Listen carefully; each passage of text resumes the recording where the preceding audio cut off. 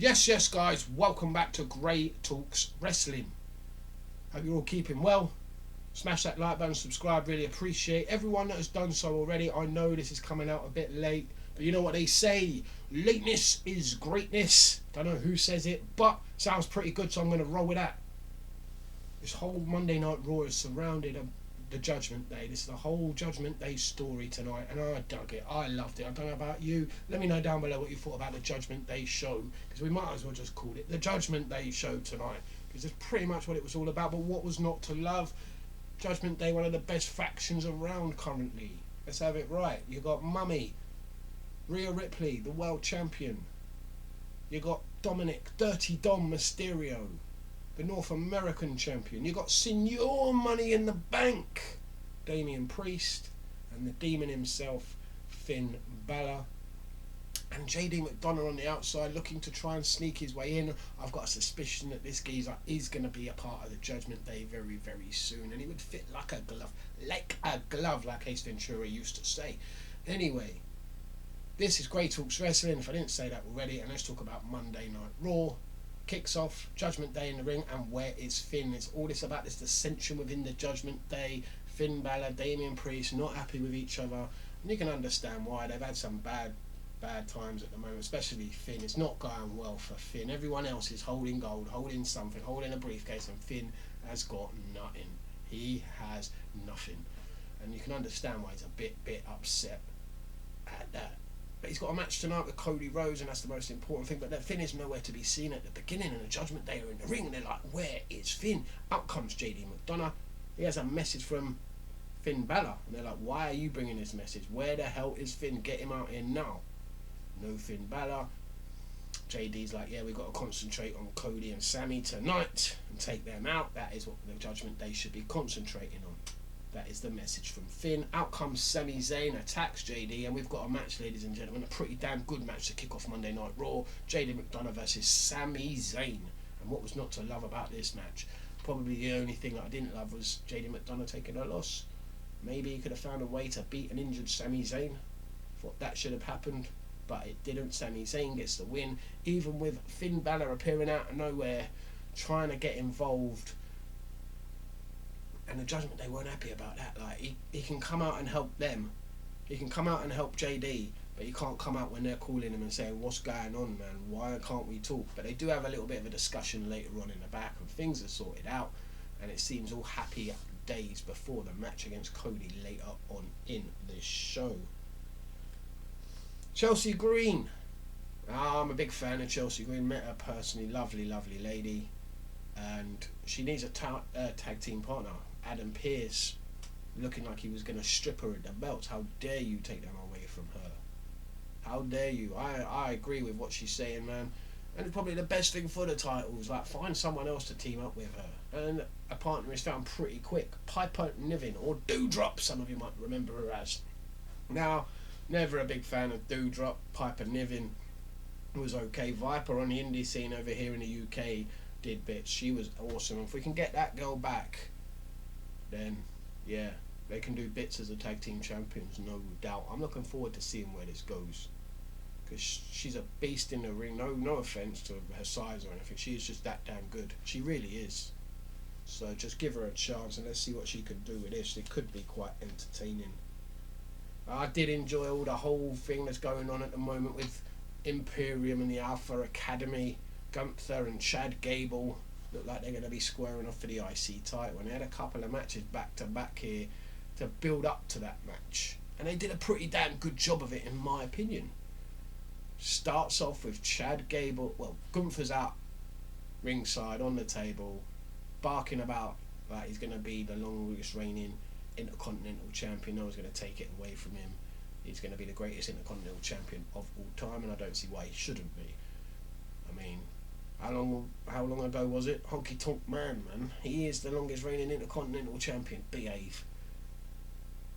I know people aren't going to like me for saying that, but Gunther, man, he has quality and deserves to be the greatest Intercontinental Champion of all time. He's brought legitimacy back to that title. So why not him?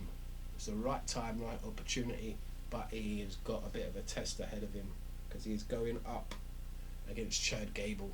And you might laugh because Chad Gable for the last 5 years or so has been an absolute joke in this company. Absolute clown, from Shorty G to the shush to excuse me. I mean, it's all been a laugh. He's been an absolute clown, and finally, they're starting to take him a bit more seriously. This guy is legitimate. And tonight he showed he does actually have something within him that could mean he could become the next Intercontinental Champion. Showed it in his match against Giovanni Vinci. A good win. He showed those 3 eyes. We know the geezer's intelligent. He's a master.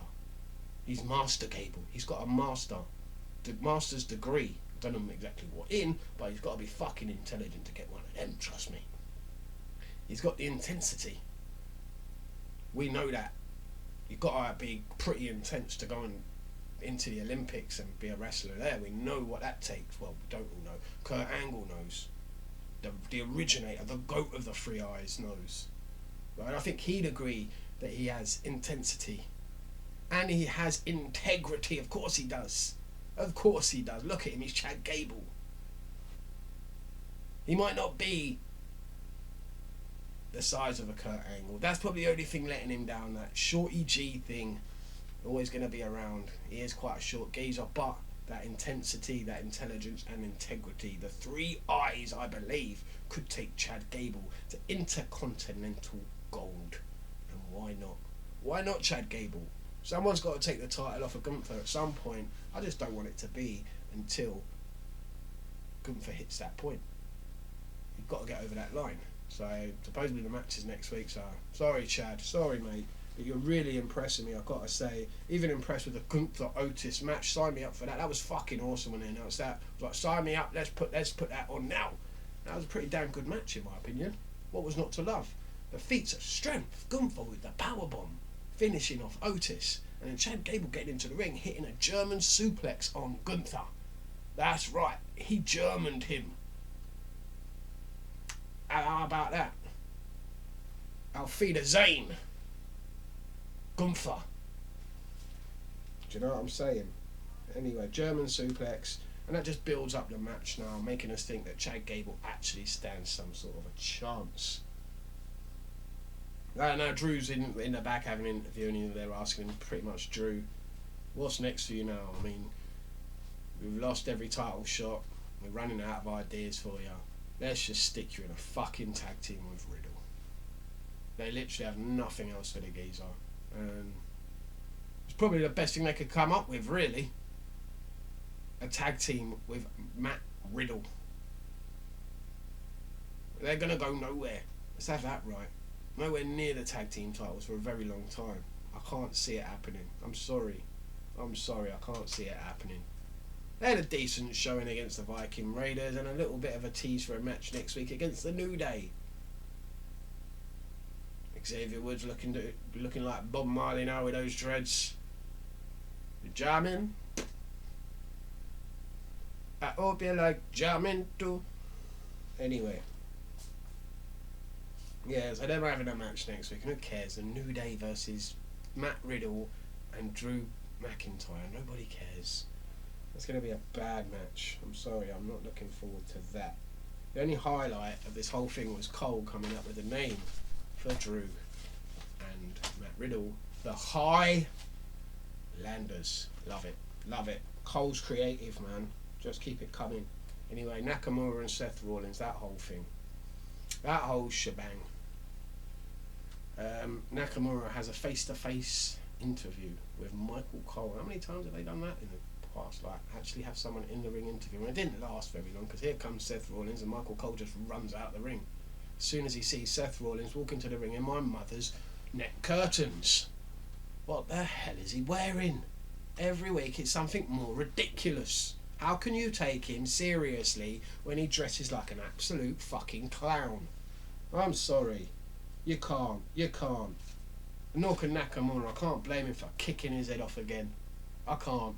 I've had enough. I've had enough of those fucking sheep in the crowd. Zombies just going, oh. It's fucking annoying. It really is. You have to turn the sound down when he comes out. I do.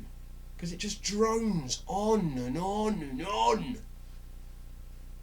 You're annoying. You look annoying. The fans are annoying me. Everything is fucking annoying about Seth Rollins. And the fact he holds a third tier championship, making out to be a world champion. Behave, mate. Behave. Anyway, he asks Nakamura a few questions. Nakamura responds in Japanese. Why shouldn't he? Why shouldn't he? Why the fuck shouldn't he? Why should he care about a silly clown like Seth Rollins representing his company? That's the problem he should have. Someone dressed like you is representing this company. Someone who acts like you is representing this company. That's the problem I have. Right there. Look at you, you clown. Nakamura kicks his head off. Thank fuck for that. And leaves him laying. I pray Nakamura takes the title off this fucking clown. I can't deal with his laugh. I can't deal with the song. I can't deal with any of it. Trish versus Becky, absolutely fucking brutal. I'm sorry. Yeah, Trish Stratus was a legend, and yeah, she did bits way back when, but people are like, it's tinted glasses, man. Rose tinted glasses again for nostalgia. She weren't that great back then, ladies and gentlemen. She was carried by some good, decent wrestlers, like your Victorias, your Ivories, your Litas.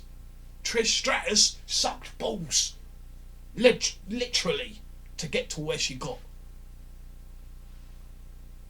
Becky Lynch, on the other hand, I'm sorry, I don't see it. I don't see the fascination. This match fucking sucked from second one till they rang the bell, till the ref counted 10 on the count out. So I guess we're still going with this fucking boring ass, dead ass feud. Why? What is it doing for any of them? Really? Nothing. It's just getting Trish Stratus and Becky Lynch on the show. They are boring. Fucking bad in the ring to watch as well. Embarrassing at times.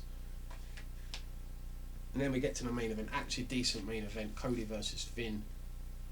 I just feel sorry for Finn Balor. When was the last time Finn Balor won a fucking match? That's what I was thinking to myself. When I was watching this match, I was like, when was the last time Finn actually won a singles match against anyone? Someone tell me, because I can't fucking remember. Did he beat Edge at some point in their feud? I know he didn't beat him at WrestleMania. It's been a while. I'm just burying the geezer, making him a laughing stock, and it's the same old shit every week now.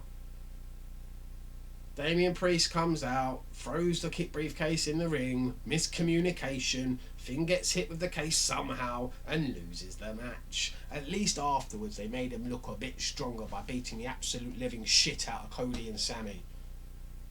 And I liked that JD had to get involved to save the Judgment Day from Sammy and Cody. I like that bit. That means that he could be a part of the Judgment Day now. I wouldn't complain if JD was made a part of the Judgment Day. Would you? Let me know what you think down below, ladies and gentlemen. But I thought this was a good way to end the show. Judgment Day on top. I would have just liked to see Finn win. Let me know what you think down below.